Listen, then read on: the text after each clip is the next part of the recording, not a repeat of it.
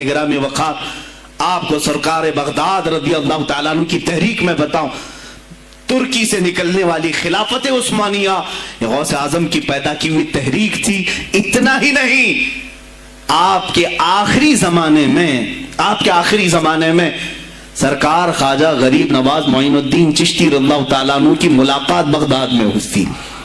معین الدین اجمیری رضی اللہ تعالیٰ عنہ کی ملاقات ہوئی۔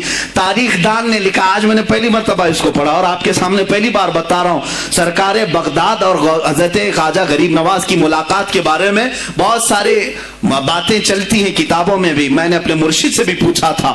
بہرحال ایک کتاب سے مجھے آج یہ بات ملی کہ سلطان الاولیاء غوث پاک نے حضرت خواجہ غریب نواز کو کیا وصیت کی تھی، کیا کہہ کر کے بھیجا تھا۔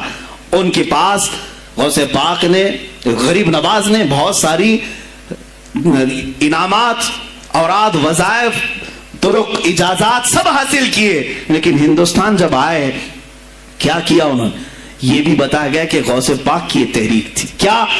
سلطان الہند سرکار غریب نواز نے شہاب الدین غوری کو بلا کر کے ہندوستان میں پرچم اسلام لہرانے کا حکم دیا تھا۔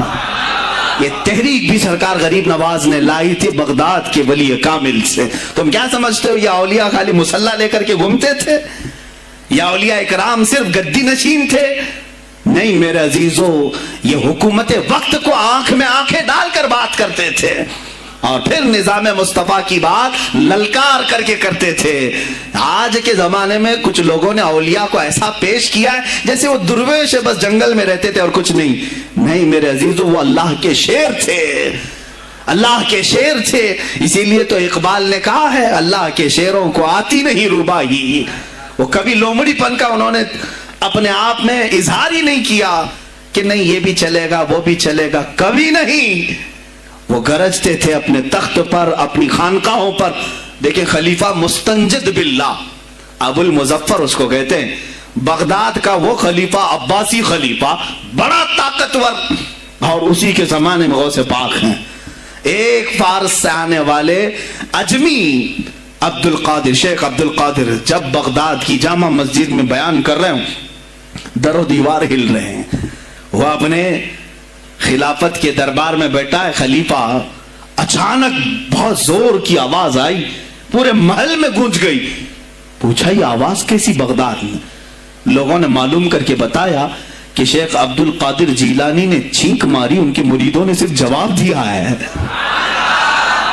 ان کو چھینک آئی تھی، جواب میں لوگوں نے یرحمک اللہ کہا، وہ خلیفہ وقت کے محل تک پہنچ گئی آواز۔ تو اس نے کہا یہ تو پورا ہلا دینے کی بات ہے۔ ایک بات یاد رکھو میرے عزیزو، آواز ہو سکتا ہے تمہاری مسجد سے باہر جائے نہ جائے، تمہاری آواز کا دار و مدار تمہارے گلے پر نہیں ہے۔ ایک بار تم پکارو گے، پہنچانا میرے مولا کا کام ہے۔ اب ہماری آواز کہاں کہاں تک پہنچتی ہے، کس کے ٹائر پھٹتے ہیں، یہ سب بات کی بات ہے۔ تم پکار کر کے تو دیکھو۔ اللہ رب العزت کے نام پر عزیزان گرامی وقار مستنجد باللہ آیا اور وہی کیا جو ہر عیاش کرتا ہے۔ ظاہر سی بات ہے، مولوی صاحب کچھ لے دے کے چھوڑ دو، جان بخش دو، جاؤ کہیں بیٹھو، آپ اللہ اللہ کرو۔ کہاں یہ حکومت سیاست کی باتوں میں آپ آ گئے؟ چند دنوں پہلے میں نے بھی سیاست کی بات کی تو مجھے بھی ایک مشورہ ایسا ہے کہ آپ کو انٹرسٹ ہے ایم پی بننے کا، ایم ایل اے بننے کا؟ میں نے کہا مجھے انٹرسٹ تو نہیں ہے لیکن کرسی صاف کرنے کا انٹرسٹ بہت ہے، اس پر جو کچرا ہے اس کو صاف کرنے کا انٹرسٹ بہت ہے۔ انشاءاللہ العزیز وقت آئے گا وہ صاف ہوگی بھی۔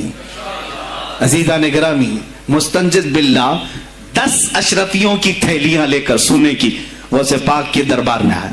آپ مریدین کے ساتھ بیٹھے، ارے وہ حال و قال کی مجلسیں ہیں۔ مستنجد باللہ آیا، غوث پاک کی بارگاہ میں کہا کہ یہ حضور آپ قبول کر لیں، نذرانہ ہے۔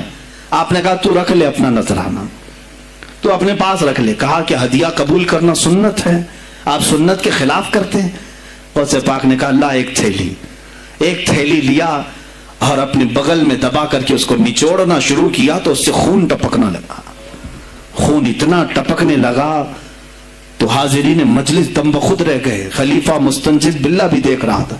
غوث پاک نے فرمایا ابھی تو یہ ایک تھیلی ہے، میں 10 کو نچوڑوں گا تو یہ خون تیرے دربار تک پہنچ جائے گا، تیرے دربار تک پہنچ جائے گا۔ تو مجھے وہ اشرفیاں دینے آیا ہے جو تو نے غریبوں کے مال کو چوس کر کے حاصل کیا، تو مجھے خریدنے کے لیے آیا ہے۔ اگر مجھے تیرے خاندان کی حرمت کا خیال نہ ہوتا تو میں آج پورے بغداد کی نالیوں میں اسی کا خون بہاتا۔ خلیفہ مستنجد باللہ بے ہوش ہو گیا، اور اس کے بعد جب ہوش آیا اس نے توبہ کیا اور آپ کے ہاتھ پر بیعت بھی کیا۔ اب اس کے بعد وہ خلیفہ ایسا پاک ہوا